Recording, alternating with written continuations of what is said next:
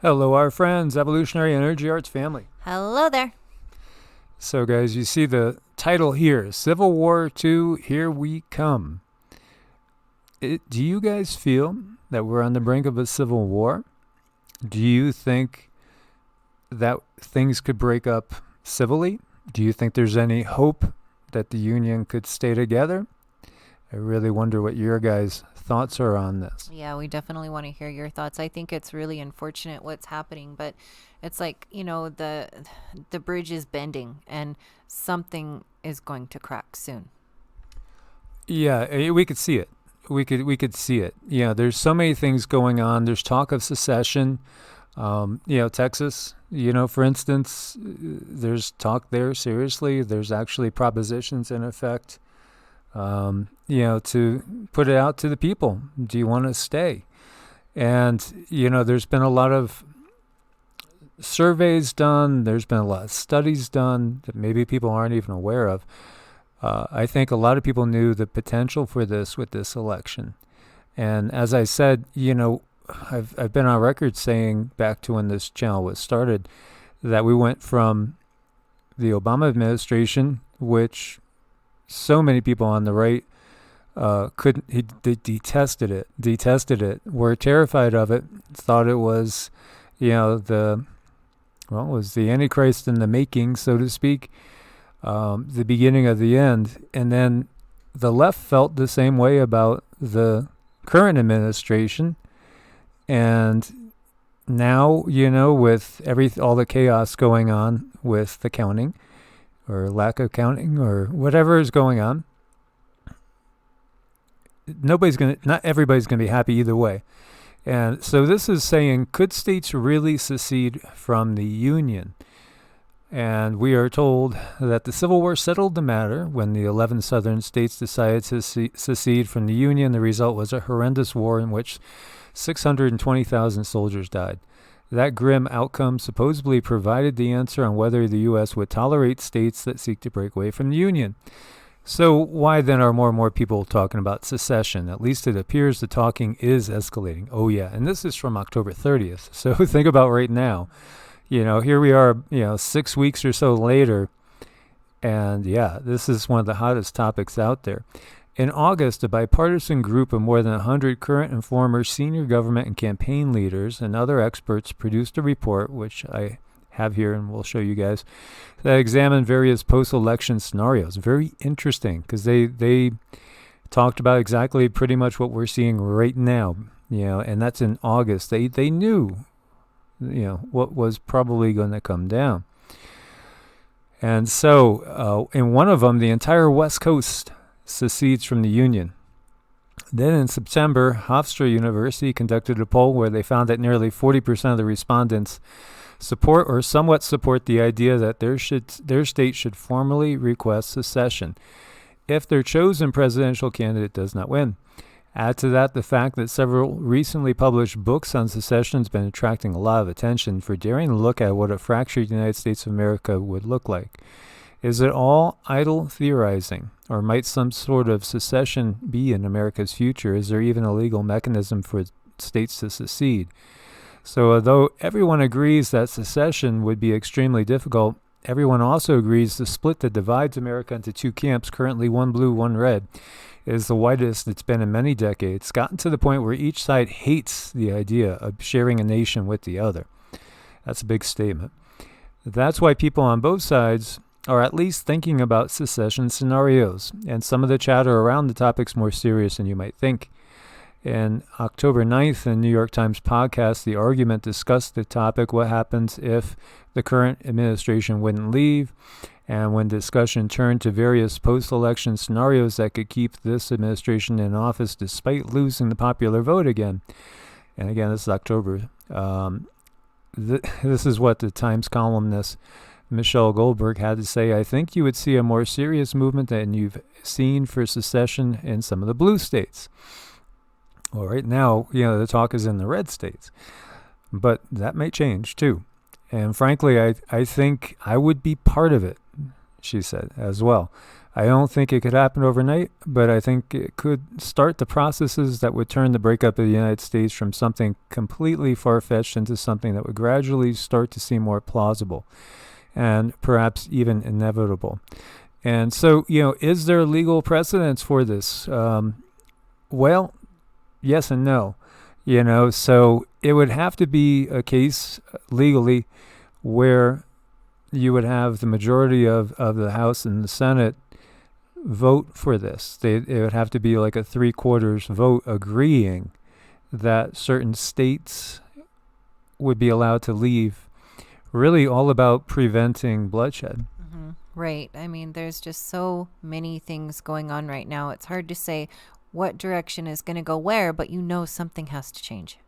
And this is a link talking about that Hofstra poll that shows 40% of likely voters would favor secession depending on election results, really on either side. Mm-hmm. So, if it went the other way right now, we would be hearing talk probably from New York and California, maybe Washington, Oregon, and others as well on the other side. And Rush Limbaugh has come out and said the conservative states are trending towards secession from the U.S. And of course, he's been a vocal spokesman for the conservative movement for decades.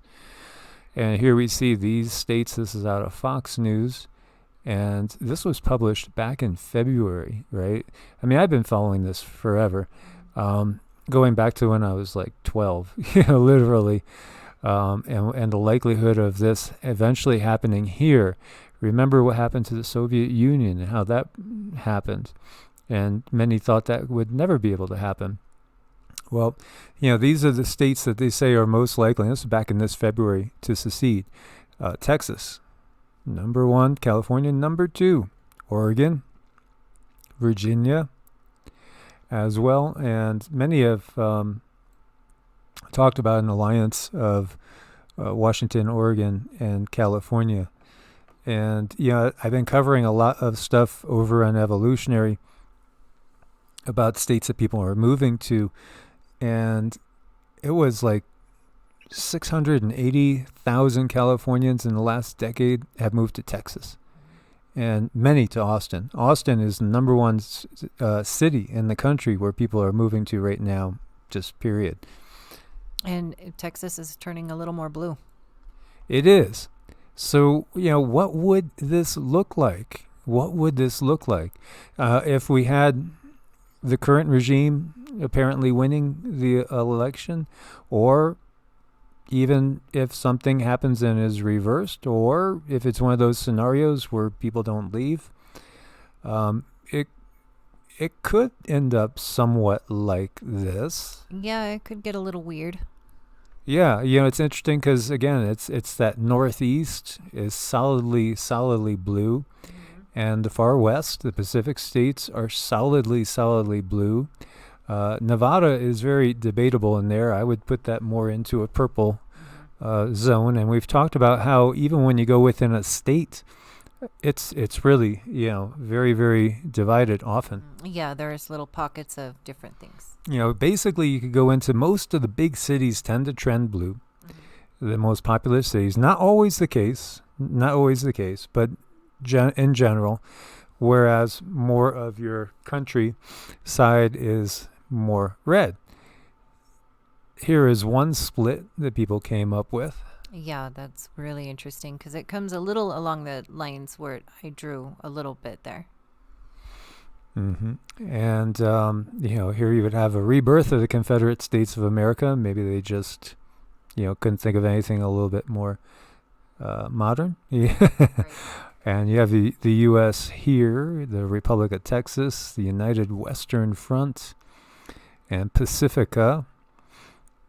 And Arizona, again, is most definitely, I don't think it's blue. I think it's purple.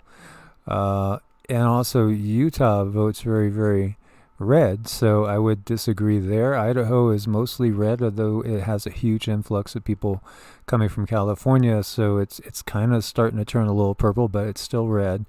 So I wouldn't really totally agree with that. And here's one in a lot of detail. Second American Civil War, post-Trump and post-World War III. That's an interesting admission in there. because what I have always gotten going back to 1984 when I was 19 years old was that these things would go hand in hand. The splitting up of the country would lead to the invasion of the country, is what I saw way back then. And that was obviously a long time ago, 36 years ago in visions. And I would keep getting them every so often. I would, see some more details to what's happening. And it's very interesting to look at this. Yeah, a house divided cannot stand at all. No. So, you have like cities in conflict. You have democratic cities and state headquarters. You have the ones that are supporting the Democrats. Then you have the opposite, the Republican cities, state headquarters supporting Republicans. And then you have war zones too, which, this is the stuff people want to be aware of. Where is there, most likely, where are we going to see real conflict? And again, as far as where I would be very cautious is the places we've seen the most civil unrest right now. It will probably explode to all new levels. So interesting. Yeah, it is very curious. It's really curious. A lot of thought went into that one. Yeah. Here's another one. New Republic of Texas, which also has Oklahoma and New Mexico. Tri-State Alliance up here. And we have the Reclaimed Union. And we see an invasion here. Canadian occupied Alaska. That makes me giggle a little bit. Federal America. I mean, if anything, it would be the Russian occupied Alaska.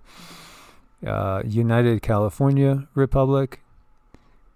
We have a war zone here in Utah and Arizona, Confederate States again, Federation Confederacy war zone, UN occupied New York and DC. There's another interesting one here. Now this was an interesting split. What's your thoughts on this one? I think that there's too many patches. From what I see with the splits, there's not going to be as many territories, I don't feel. No, you were getting 4. Yep. You were feeling a split into 4. And most definitely, this is the fracturing going on. Curious, back in 1998, and I remember when this guy came out and talked about this, Russian academic predicted the demise of the U.S. back in 98. Many people felt, well, he's just bitter because the Soviet Union broke up. But is he being proven correct? And so in 2008, shortly after Barack Obama was elected the 44th president of the U.S., the Wall Street Journal ran a piece about a Russian academic named Igor Panarin who predicted the U.S. would break up in 2010. Well, maybe he was a decade off. Most of us viewed this as a piece of Russian sensationalism. The general reaction was just kind of brush it off, How could a crazy Russian guy make any kind of reasonable prediction about the U.S. and its future? Most of us thought, and with that thought laid out, we went back with our lives. But, now in 2020, was he right? For a decade, Russian academic Igor Panarin has been predicted the U.S. will fall apart in 2010. For most of the time, he admits few took his argument that an economic and moral collapse will trigger a civil war and the eventual breakup of the U.S. Well, the economic collapse does appear to be very, very close. And obviously, many can argue there's a moral collapse, going on as well. So interesting what we see now going on, and this is him. And this is what he predicted it was going to look like. And we see the California Republic, which is going to be part of China or under Chinese influence. Oh, isn't that interesting? The North Central American Republic, which is going to be part of Canada under Canadian influence, which means really the crown, the crown, the Queen of England, who owns 90% of that. The Atlantic America, which may join the EU, and the Texas Republic, which is going to be under Mexican influence, according to this professor. Hawaii is going to either go to Japan or China, and Alaska is going to go back to Russia, because Russia did own Alaska. Russia also owned Washington, Oregon, and the upper part of California, for you guys that don't remember that history. Right. This one to me, this does feel a resonation of truth and just resonates with me. So of what we've seen, this feels most likely. This one really does, yeah. Yeah, interesting. Very interesting. Well, what do you guys think? What do you guys think is going to happen? Do you think the U.S. is going to stay together, or do you think it's inevitable that it's going to divide? And how do you think it's going to divide? Yeah, I'm curious to see what you guys feel and think. Yeah, make sure you are subscribed with the bell clicked on both channels. And thank you guys so much for your support on Ko-Fi and Patreon. Stay prepared out there. God bless and namaste. Namaste.